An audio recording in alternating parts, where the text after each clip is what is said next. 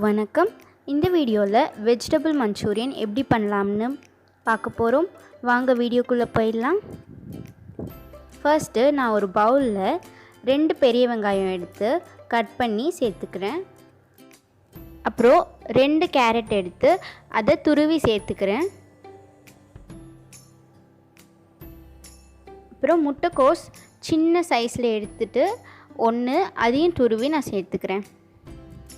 சேர்த்துட்டு மிளகாய்த்தூள் 1 டீஸ்பூன், உப்பு 1 டீஸ்பூன், கார்ன்ஃப்ளவர் 2 டேபிள் ஸ்பூன், சோள மாவு,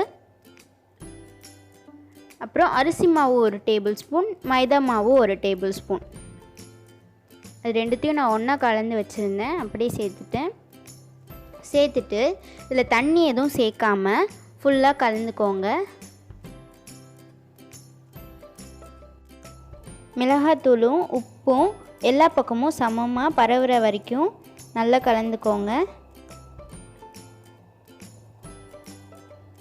கலந்தாச்சு. இப்போது இதில் நம்ம பால் செஞ்சுக்கலாம். கொஞ்சமாக எடுத்து மீடியம் சைஸ் பால் செஞ்சுக்கோங்க. ஸோ பால்ஸ் எல்லாம் ரெடியாக இருக்குது. இப்போது இதை ஃப்ரை பண்ணிடலாம். நான் ஒரு கடாயை சூடு பண்ணி அதில் எண்ணெய் ஊற்றி எண்ணெயும் நான் சூடு பண்ணிக்கிறேன்.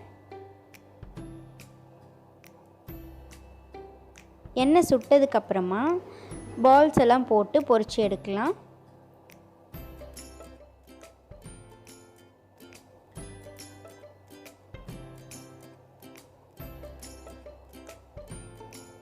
பால்ஸை எல்லா பக்கமும் திருப்பி விட்டு சமமாக வேக வைக்கணும்.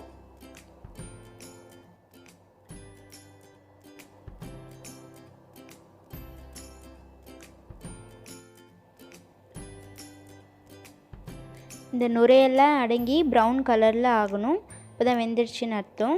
இது நல்லா ப்ரௌன் கலர் ஆகிடுச்சு. எடுத்துடலாம். ஸோ இப்போ பால்லாம் ரெடியாக இருக்குது. இப்போ நம்ம கிரேவி பண்ணிடலாம். அதுக்கு ஒரு கடாயில் நான் 1 டேபிள் ஸ்பூன் அளவுக்கு நல்லெண்ணெய் சேர்த்துக்கிறேன். இந்த கிரேவிக்கு நல்லெண்ணெய் தான் ரொம்ப டேஸ்ட் கொடுக்கும். 2லேருந்து 3 பல் பூண்டும் கொஞ்சமாக இஞ்சியும் எடுத்து சின்னதாக கட் பண்ணி சேர்த்துக்கிறேன். அது கூட ஒரு வெங்காயம் சேர்த்துக்கிறேன்.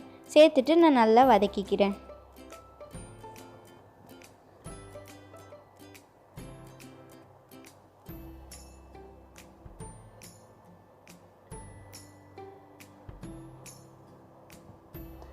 வதங்கினதுக்கப்புறமா 1 டீஸ்பூன் அளவுக்கு சோயா சாஸ் சேர்த்துக்கிறேன். அப்புறம் 1 டீஸ்பூன் சில்லி சாஸ் சேர்த்துக்கிறேன். சேர்த்துட்டு கலந்து விட்டுக்கிறேன். அது கூட கொஞ்சமாக தண்ணி சேர்த்துக்கிறேன். தண்ணி சேர்த்துட்டு கலந்து விட்டுக்கிறேன்.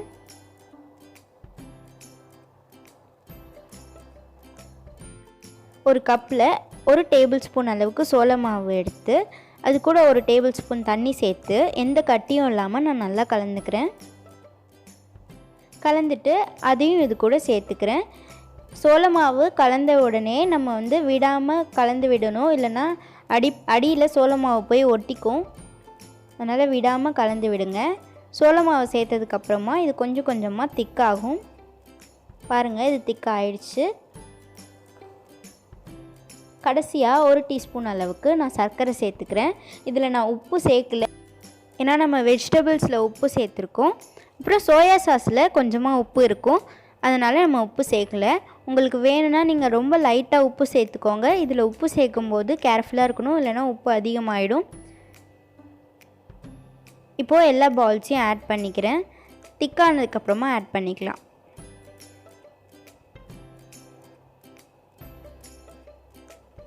எல்லாத்தையும் சேர்த்துட்டு பொறுமையாக உடஞ்சிராமல் எல்லா பக்கமும் சமமாக கலந்து விடுங்க.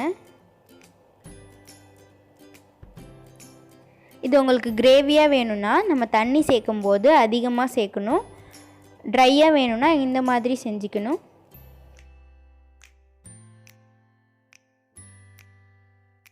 அவ்வளோதான், வெஜிடபிள் மஞ்சூரியன் ரெடி ஆயிடுச்சு. மேலே நான் கொஞ்சமாக கொத்தமல்லி இலை தூவிக்கிறேன்.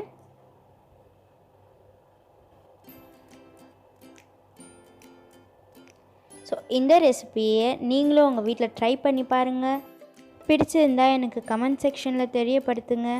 இந்த மாதிரி நிறைய வீடியோஸ்க்கு நம்ம சேனலை சப்ஸ்கிரைப் பண்ணிக்கோங்க.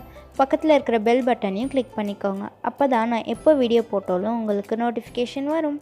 பாய். தேங்க்யூ.